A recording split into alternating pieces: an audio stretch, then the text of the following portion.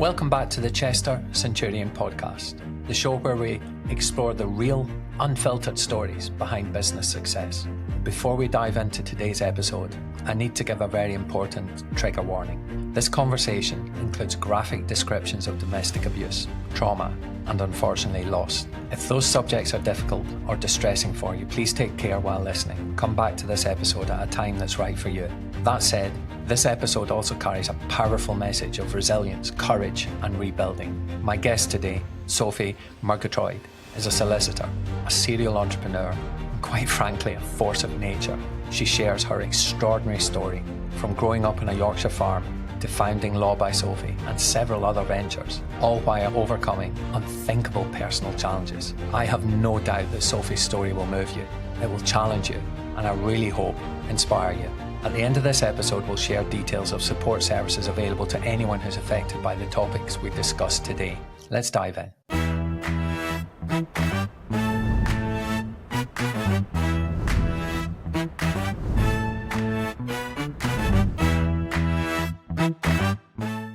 Sophie, welcome to the Chester Centurion podcast.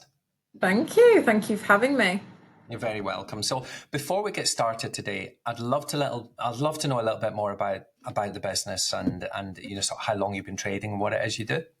Yeah, absolutely. So my business is a law firm. It's called Law by Sophie.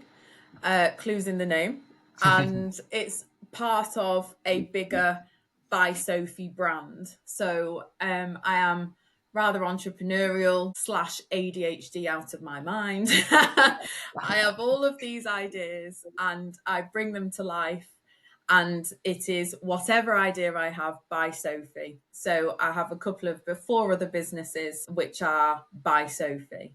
So Law by Sophie is the newest. We're only a year old. We began trading on the 1st of May 2024. We're based in Knutsford in Cheshire. Mm-hmm. We've got clients all over the world, as far away as Australia. We've also got clients in Canada, Spain, Dubai, the UK. So we are we're very new, but this isn't something that I've just decided I'm going to do and suddenly I'm a lawyer. I've been practicing as a lawyer for 8 years. I've been in the legal sector for 13 years. And it came about, I suppose, because I spent many years in large firms in Manchester and London, big firms, all of which told me that they were different. And I would hear that phrase a lot. We're different. We do things differently. But the reality is that I didn't see that. And so I'm a little bit controversial and outspoken. And so I would question things a lot, got into trouble a lot. I was in HR a lot. And I thought, I either need to give up the law because this corporate model is not for me, or I take a chance and a big leap and I do things a little bit differently. And to do that in the legal sector has been very challenging because I think we're an industry which is very archaic.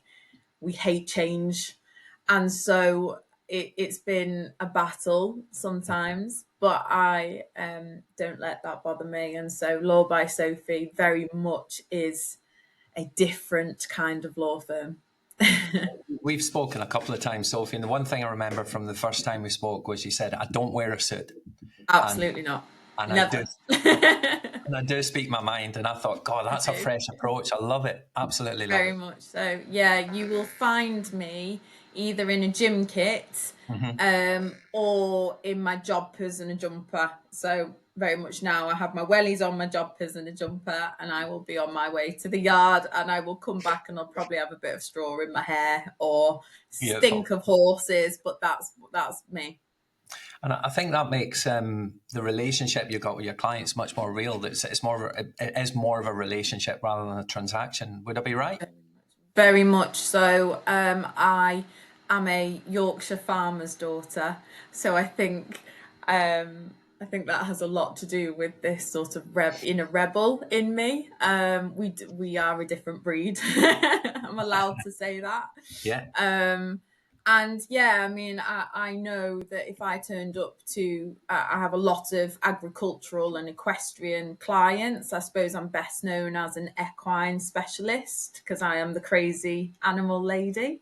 Hmm. Um, if I turned up to a livery yard or a farm in a suit and heels, I would get laughed off the place, and rightly so, and I would feel intimidated by that approach.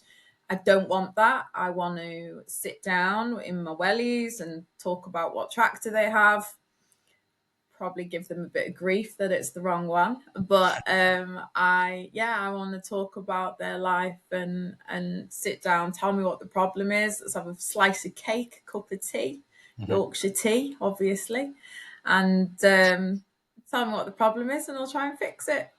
Love it. Absolutely love it. And the other three brands, what are they? So, very, very different to law. I have a property business, so Property by Sophie. I have a tanning and aesthetics business called Mophie by Sophie. And I'm also a makeup artist. And I have my own brand of cosmetics, so Makeup by Sophie, with many more to come, I will add. So there's a couple of things in the pipeline. My goal is to open a beauty college this year, and you Hmm. will train in my products. So very, very, very different to the law. Law has always been a part of my life, but I love learning. So each year I will set myself a goal of learning a new skill. This year I'm learning how to fly. So I'm going to get my pilot's license. Air by Sophie. Wow. I want to learn how to fly. That's my next goal. I doff my cap, as they say. That's bloody incredible, Sophie. And what powered aircraft or gliders or? Well, look, that I go in. I'm so I don't want to say unrealistic because I genuinely believe if you want to do anything that you can, and you shouldn't tell yourself you can't. So I go in there and I'm like, when do I get to fly a jet? And they're like, let's just stick to the two-seater for now. So I'm learning on a little two-seater, and I have to do 9 exams and 30 hours of flying before I can then apply. So I'm ticking those hours off at the moment, and yeah, that's this year's goal. Beautiful. And I've written that down. If you want to do anything, you can. Yeah, absolutely. I can't hear no. I have a real problem with that word actually. It's pretty obvious. I hear no, and I am so stubborn that I will prove you wrong, even if I don't want to, and it means nothing to me. I'll do it just because I've been told no. I love it. And I So think that is where, like, you tell me I can't wear a gym kit to court, so that's exactly what I'm going to do. there's a Because you've lesson told there me I for a lot can't. of us. Yeah, yeah. Stick it to the establishment, as they You're say. right. Yeah. Yeah.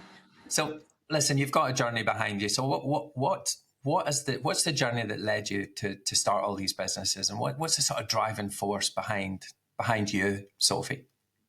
Um, I think it goes right back to growing up on a farm. So farming life is very, very different, and it is a way of life, but it is the most idyllic way of life. Um, but it comes with this can do, get on with it attitude. So I do think I was always built that way anyway. So, when I was at school and I said I wanted to be a lawyer, and people said, oh, well, it's very competitive. So am I.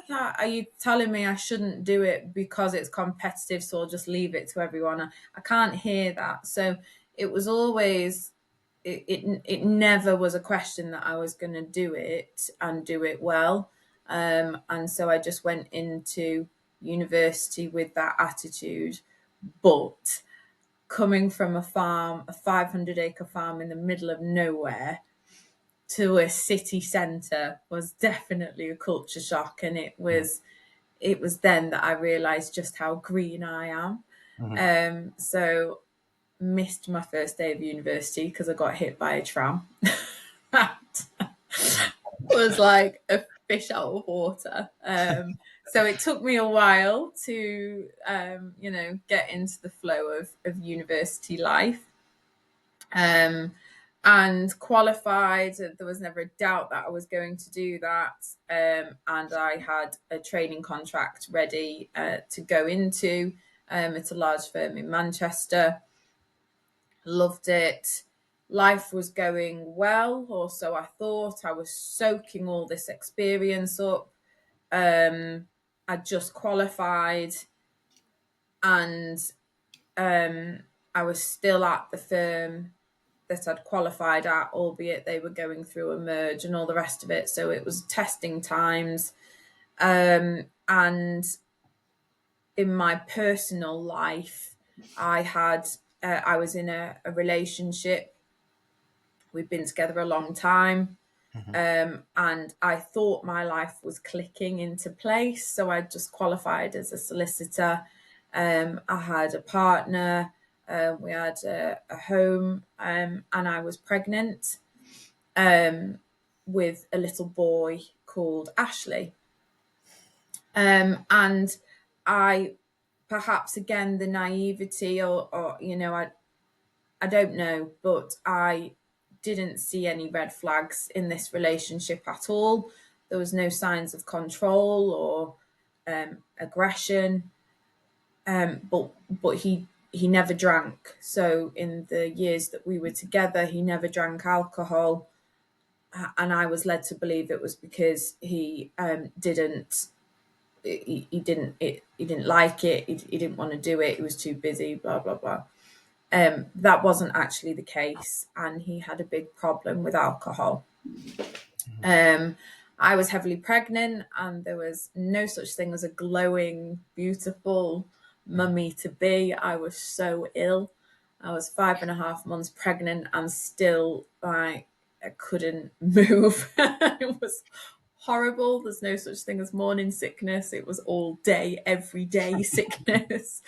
And so we were supposed to be going to a wedding, and I couldn't even get out the bathroom. I couldn't put my clothes on because as soon as anything touched my stomach, I would just be so ill.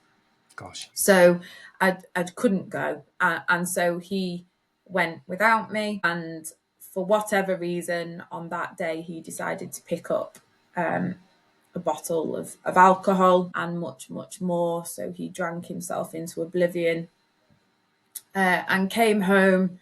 And when I say there was evil in his eyes, I truly mean that. And what happened is that he attacked me for 3 hours, and I thought I was dead. Couldn't really see much. He detached my retina. He broke my ribs, smashed my head against the wall, and he stabbed me in my tummy. And so I went into labour and lost my son. He lived for 2 days before passing away. Nearly lost me as well. I was very poorly. I was in hospital for a long time. And what I thought was my perfect world clicking into place came crashing down on that day. And I'd never experienced a trauma before that. I had no idea about mental health. If I'm honest, I was quite dismissive of it. And it was an eye-opener, to say the least, in terms of how a traumatic event can affect every part of your life. So I became very, very poorly mentally. I couldn't function. I was having panic attacks daily. I couldn't leave the house. He was sentenced to 18 months in prison. And that was the amount of time that my son's life was calculated at. And I have to say, I fell out of love with the law, because the way that the whole process was handled by the police, by the justice system, And then his conviction, I was left high and dry, quite frankly. There was no protection at all, because although that one night changed my life forever, the attacks didn't stop. So actually, me seeking justice just made the situation worse. And what happened was it just fueled him even more. So when he got out of prison, the attacks continued. I had to move home. I had a strong social media following. All that had to go, and my life became it was just on lockdown, basically. It was just in the house, and every time I left the house, I would be attacked or I would be threatened. I would get death threats sent to me. He would stand outside the house, but the police never came. He never got convicted. And I became disillusioned, I suppose, with the system. I didn't get much support from work. In fact, it opened my eyes in that what I realised was it really is dog eat dog. And if somebody sees you struggling, they will see it as an opportunity to take your work and your clients, as opposed to putting an arm around you or offering you support and help. So I was unable to work. I was so poorly. Everything came crumbling down. And it actually, I was just on a spiral of just not wanting to be here. I was just hoping, genuinely was hoping, that the next attack would be the time that I would die. It was that bad. So I was with a friend one day, and somebody came to drop a package off, and I didn't see them approaching the house, and a man just appeared at the window, and it triggered a panic attack, an almighty panic attack. Couldn't breathe, and I thought I was going to die, and and I'd gone through all of this and not told anyone. So my friends didn't know what was going on, my family didn't know what was going on to the outside world. And I talk a lot about the mask. So I'd wear a mask of everything's fine, everything's okay. They didn't know under what circumstances I'd just lost my son or that I was struggling mentally. So when I had this panic attack, my friend knew that something wasn't as it seemed. And she sat me down and she said, "Are you going to tell me what's going on?" And she was the first person I told. Remember, these attacks had been going on for around 2 years by this point. I was constantly sporting broken ribs, black eyes, and would come up with all kinds of excuses. I never went back to the relationship. I would want to make that very clear, that this wasn't a situation where I was stuck in a relationship. It was that the attacks just didn't stop. So the stalking and the harassment continued. And she was the one, my friend was the one that then literally dragged me to therapy and supported me. And before that, I was probably very, very harsh, I just had no idea about mental health. And I remember going into this therapy session, being dragged literally, and sitting down and saying, I won't need the full hour, 10 minutes, I don't need. And I was there 2.5 hours. It all came out.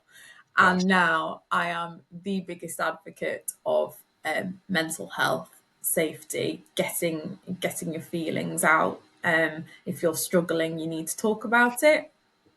So that was the start of my sort of healing journey, and that was 5 years ago now. 5 years ago. And my therapist is totally to thank for me being here, but B, for rebuilding me. And it was literally like learning how to walk again. So all my spark, my fight, it had gone. I didn't have it anymore. I wasn't interested. I just didn't want to be here. So that came back. I got it back. And it took a long time. And I slowly dealt with everything, baby step at a time.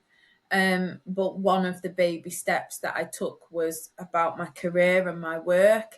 And because of how I'd sort of been treated, and with this phrase that we are different really not coming through, I thought to myself, if there is ever a time where I think life is too short, it's now. And if I don't do this, I will regret it for the rest of my life. So I took a baby step first and became a consultant at a big firm in Manchester. And it was fantastic. The consultant model, I think, is brilliant. If you are a lawyer that has the get up and go attitude to go out and get your own work, then it is the life for you. You work less but earn more. You have freedom. There's still HR, but we get through that. And it was just the best thing for me at the time.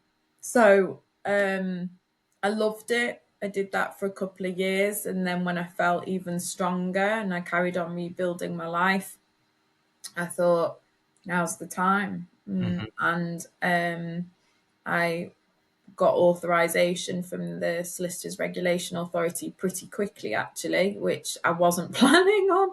I thought I'd have like 6 or 9 months, and it came through in like a month, and I was like, oh God. So it all happened very quickly, but in hindsight, that's a blessing because you don't have time to talk yourself out of it. So yeah, Law by Sophie was created, and the rest is history. Well, thank you for sharing that, Sophie. You've really you've rocked me, to be honest, and I'm a little bit emotional here, to be honest. I don't know how to react properly, but No, oof, no, I think it's important to share stories like that because I do. you Yeah. know there could be other people out there that are going through similar. Very much so. And Days. I've not talked about this until recently. So for the last 5 years, it has been a definite rebuilding journey, where I couldn't have talked about it. I would just be a mess. So now I'm definitely in a position where I can talk about it, and I will. And I do feel like I almost have a duty to do so. So Thank you, and I think this is a first. I don't think I've ever cried in a podcast before, but you've got me. You've got me. Gosh, bless you. and the Thank you. mental resilience that you've shown is like nothing I've ever seen before. The mental resilience to get through that and to build a spectacular business on the back of it is absolutely commendable. And thank you for sharing that. Thank you. There's some takeaways there for a lot of people, but also know that you know that if you are going through something similar, that the help is there, and to reach out to someone that you can trust and ask for help. Yeah, 100%. Best thing I ever did. So this next question doesn't really fit anymore. I was talking about the common misconceptions about running a business and how do you address them, but I think we'll skip by that one because the next question I want to ask is I think it's going to be a funny answer because I don't know how you do this, right? So the question is, how do you maintain a work-life balance as a business owner, right? And I'm going back to Law by Sophie, Property by Sophie, MoFi by Sophie, Makeup by Sophie, and you're learning to fly. Yeah, How do you do it? How do you do and it? much more. Work-life balance. I feel like I should say, oh, this is how you have a work-life balance, but I would just be a fraud if I did. The honest answer is I don't have one. There isn't a work-life balance at the moment. But I also want to make it's I don't think that's a bad thing. And I'll tell you why, because I have ADHD, okay, and raging ADHD. I mean, it drives my friends nuts. Nobody will go away with me anymore because I cannot sit still. And I'm like, right, like, what should we do now? Let's go. And I, when I do sit still, when I'm forced to sit still, so if somebody says, have a day off, relax, I don't find it relaxing. So I sit there and it's a million things in my head and I don't find that relaxing. So actually my relaxed state is when I am at 100 miles an hour. When I'm with my horses or walking the dog or working or thinking about how I'm going to solve world peace, that is when I am at my most relaxed. Okay, so when I'm go, go, go, go, go, there's no noise. And I'm not married, I don't have children. If I can't do all of this now, when can I? And I don't think that you need to put pressure on yourself as a business owner to go and sit on a beach somewhere for a week and think, right now I'm relaxed. I think that's a bit of a fad, if I'm honest. So don't be ashamed or worried if you on the go constantly is actually what makes you calmest, because that's what it does for me.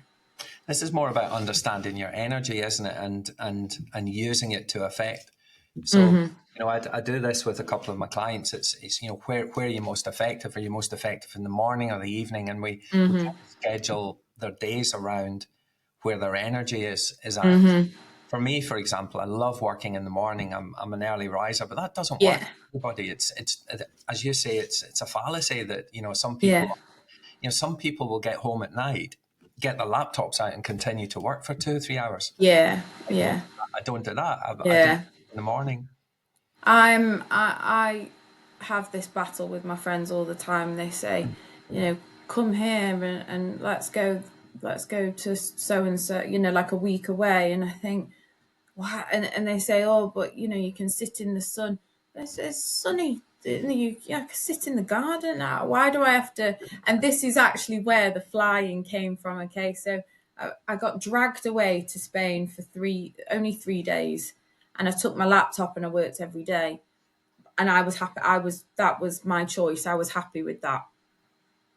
But I sit there at an airport and I cannot cope. So we queue for hours, we sit and wait for a delayed plane for hours. Then I sit through border control. Then I sit waiting for a taxi. And that is like my worst nightmare. And so I was sat coming back and shocked the plane was delayed again. And I thought to myself, there's got to be an easier way. If you're telling me I have to go away, there's got to be an easier way. And so I thought, I'll just do it myself. I'll fly myself. So that's actually where the flying lessons came from. So before I'd even left the airport at Manchester, I'd booked my first lesson. Gosh. And that is how spontaneous I am. And I told them straight. I said, I don't want to queue at airports. I don't want to do it anymore. I'm told I have to go away. So I need to fly. Gosh, I'd love to see your eBay order history, Sophie. It must be amazing. Or Amazon order Honestly, history. I'm a nightmare. So, getting back to the business now, could you offer a glimpse of any future plans you've got? Is there anything you could share with us about where the business is going next? Yeah. So, Law by Sophie it was always clues in the name by Sophie. It was always just going to be me. I do have my incredible secretary, Nona. She's been with me for 8 years. Couldn't do any of this without her. But the business, after only a year of trading, is desperate for more consultants. They have to be consultants because I'm far too outspoken to have employees and I will get sued in like 5 minutes. So consultants all the way. And I am actively looking. It turns out it's so hard to find, but I'm actively looking for more Sophies. Love it.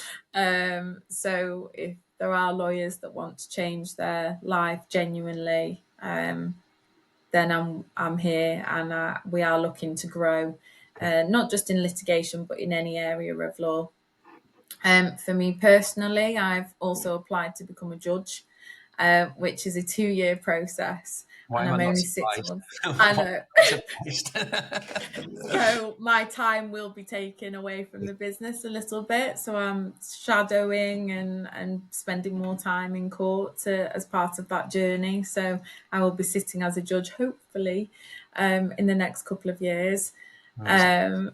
I know. So yeah, and I think I'm thoroughly enjoying the process of stepping away a little bit from the day-to-day for yearning, and I'm really enjoying telling my story, so doing things like this. Yeah. And I'm also really enjoying taking on and mentoring paralegals or law students. I remember what it was like for me, and I want to help them and support them. So definitely more of that, and to take on more trainees and paralegals and guide them, and to do more podcasts. Wow. I can't even tell you how much of a pleasure it's been having you on today, Sophie. But I've loved it. I've got two more questions for you, and the first one is about, what are your three biggest pieces of advice that you could offer someone starting their own business, or maybe facing challenges in their business at the moment? What would be your top three? Three. Number one, never apologize. I mean, take that with a pinch of salt. I mean, if you're being an idiot, but don't apologize for being different. This is something that I really feel passionately about, because I do things differently, and sometimes that's met with criticism, and I'll take that. That's fine. But don't apologize for being different. Mm-hmm. Don't just be a sheep. Okay. So number one, don't apologize. And number two, I suppose a tip is there will never be a right time.